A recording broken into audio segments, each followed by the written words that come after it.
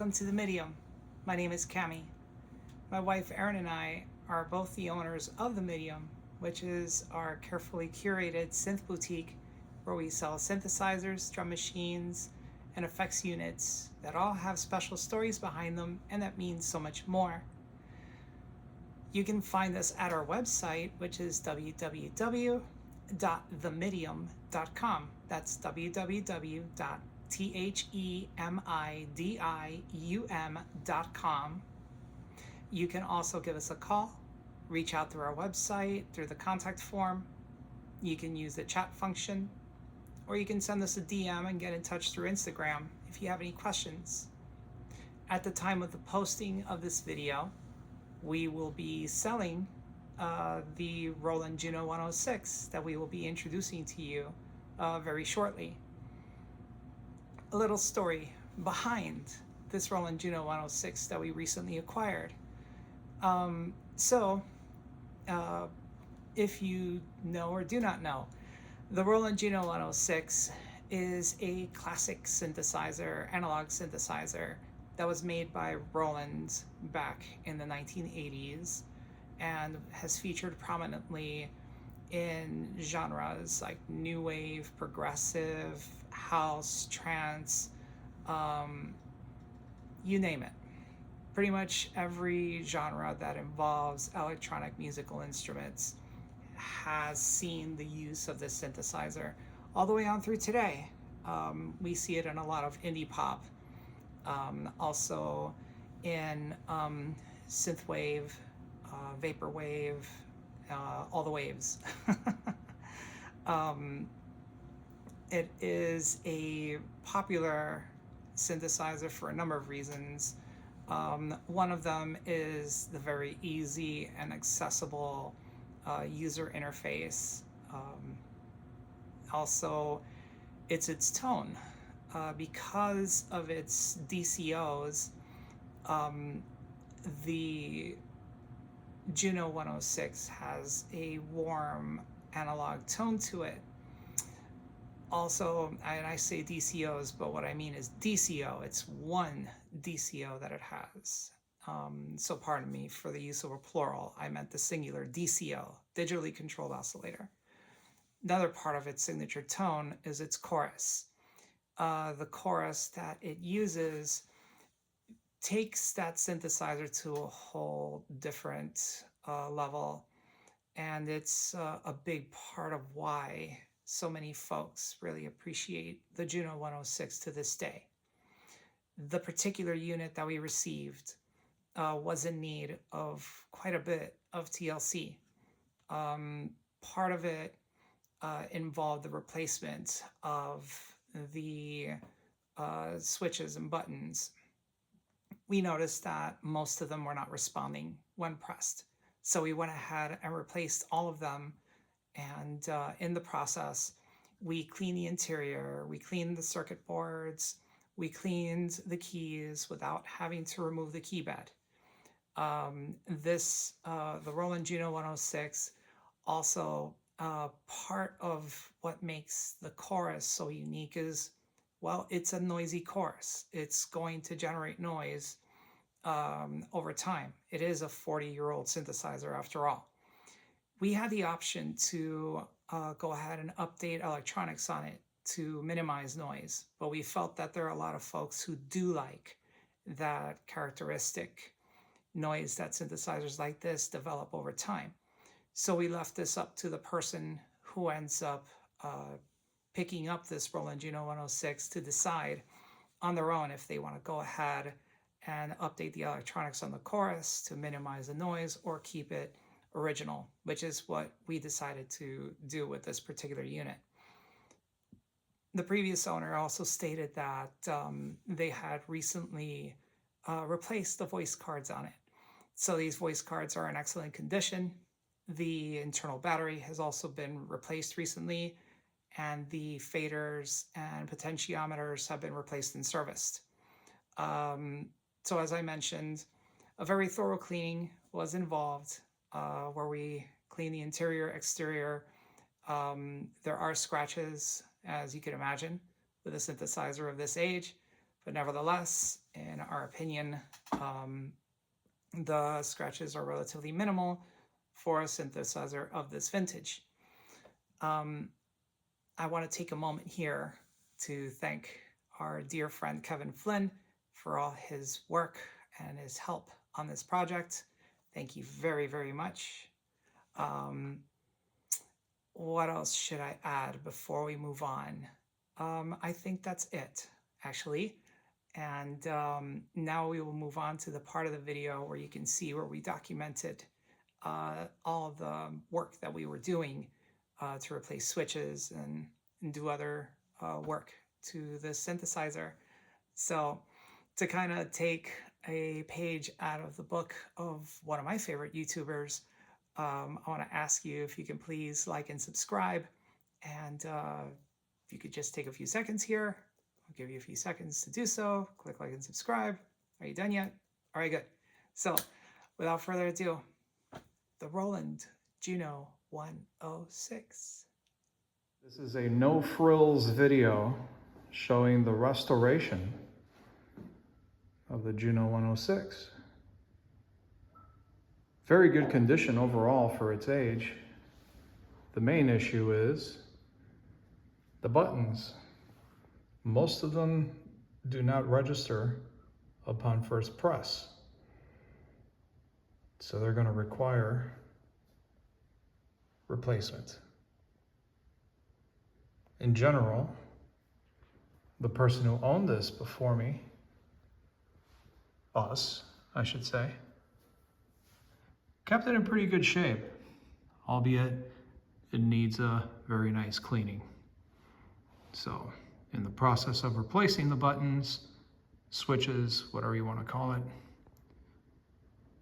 we're going to do a nice, deep clean. Yeah. So here we are looking at the inside.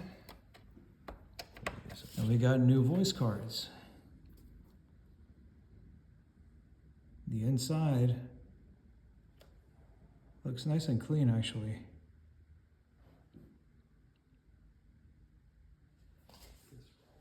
The keys, however, can use a nice little cleaning. And that's part of what we're going to do.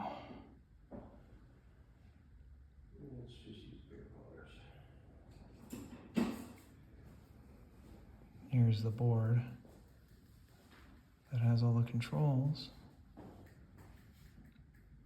Looking good. On we go. Examples of what the keys look like now. Oh, and we're going to be doing some polishing up.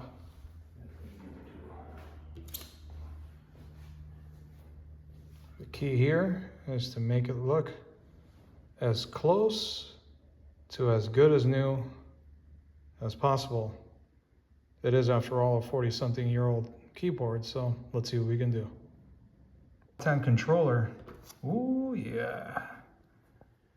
It's gonna need a nice little cleaning for sure. That's pretty. Let's see. Let's give it some TLC. I can only go one way. And here, this panel's already looking a million times cleaner.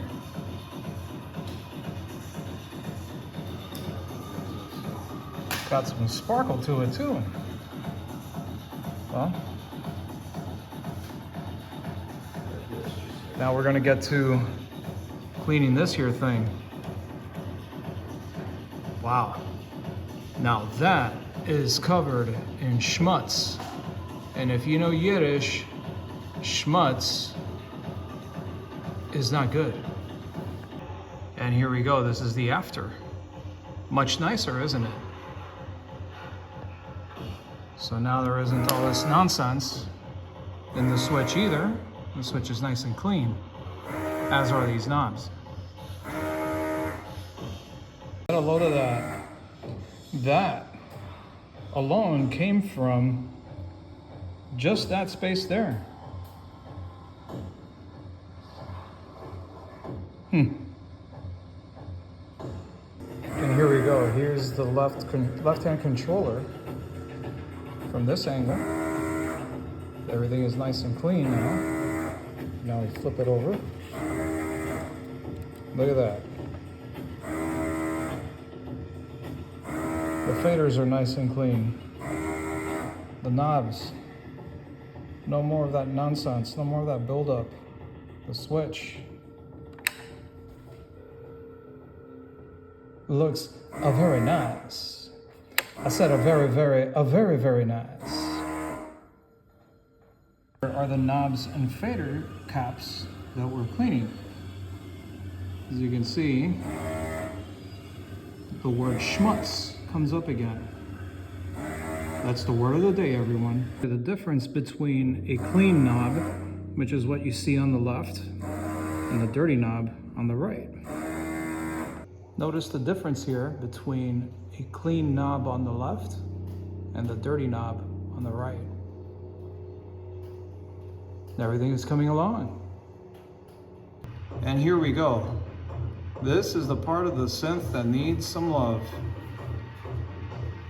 Those rows of buttons that you see, or switches, are the problem. This board is going to be cleaned, and those buttons / switches replaced. What a fun project.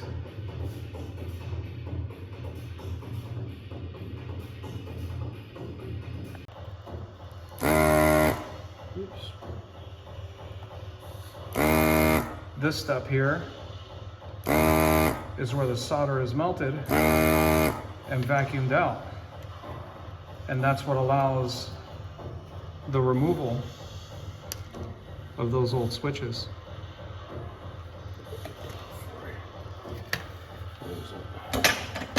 Were it not for that machine, we would be here all day. And the defective switches / buttons have been removed.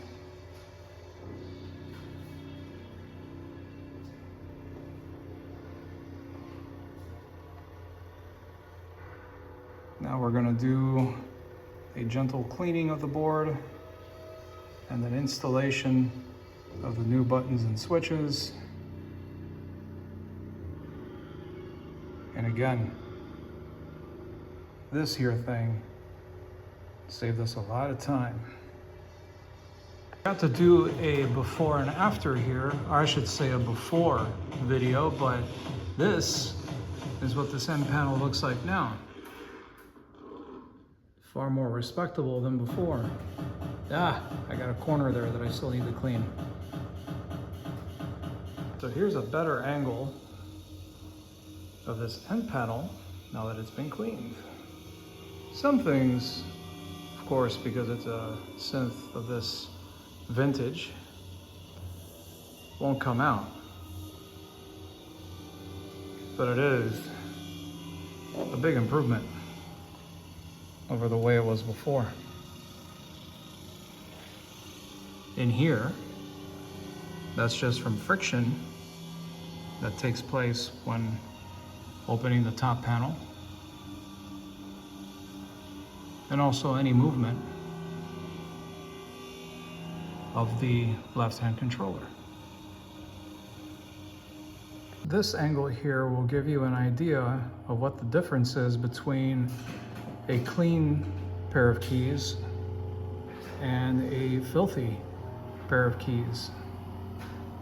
As you can see, this C key is nice and clean.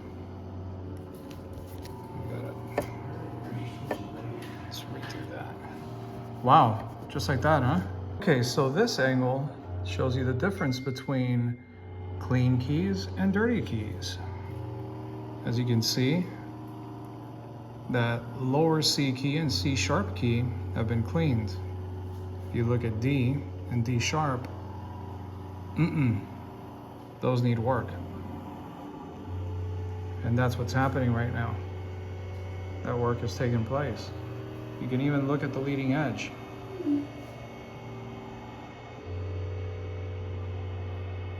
Look at the difference. here we go. So here, even between the keys, that space is getting cleaned. Otherwise,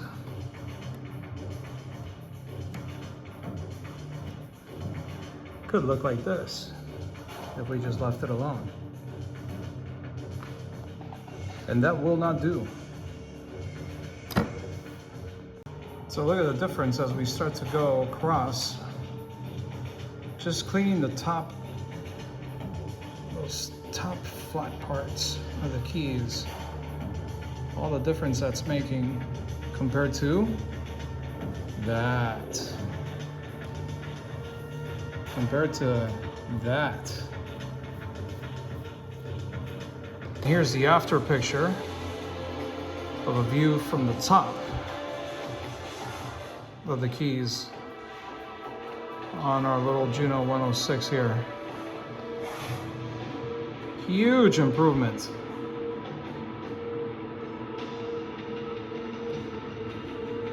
Not bad for a synth from the early 1980s. Not bad for 40 years down the line.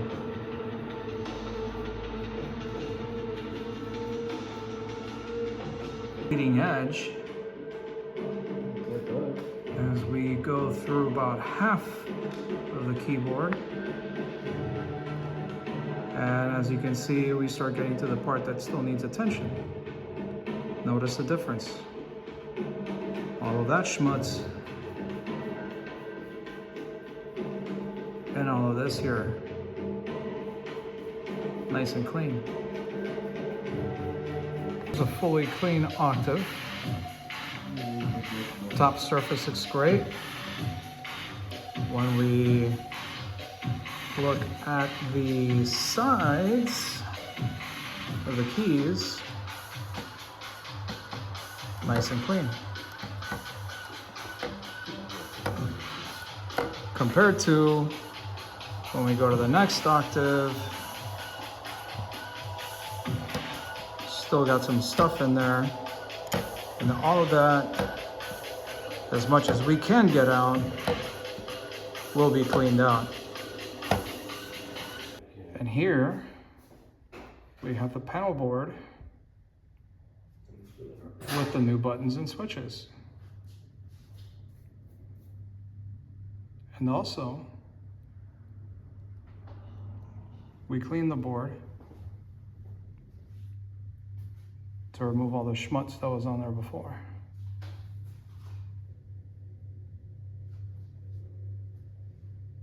Once we're done with the cleaning phase, this will go back in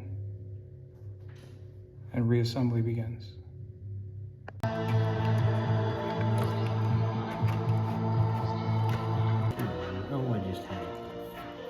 They also noticed that some zip ties could be added where they were missing. So those are going in too.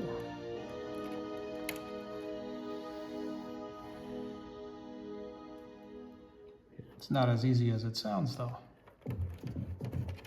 Ooh. And here it is, fully restored, fully cleaned. Buttons and switches are now responsive.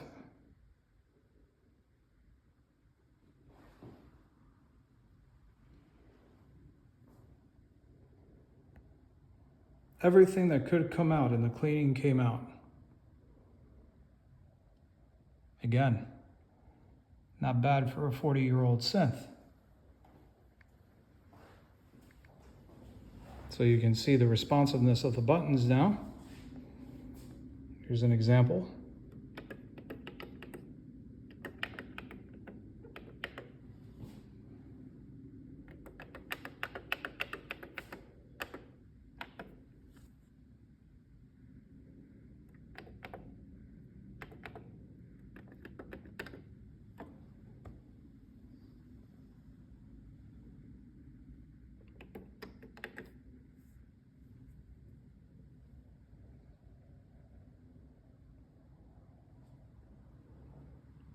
I'm going to take a walk around to the back side.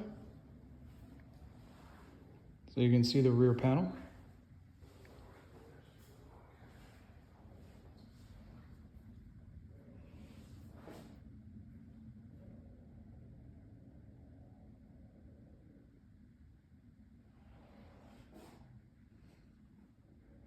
Some scratches to the rear and other parts of the synth are to be expected due to its age. Some are more noticeable than others.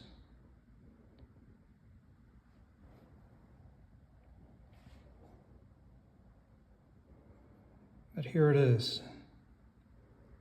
a Roland JUNO 106, made sometime in the early to mid 1980s. I think maybe a little longer. And now in 2025, ready for more.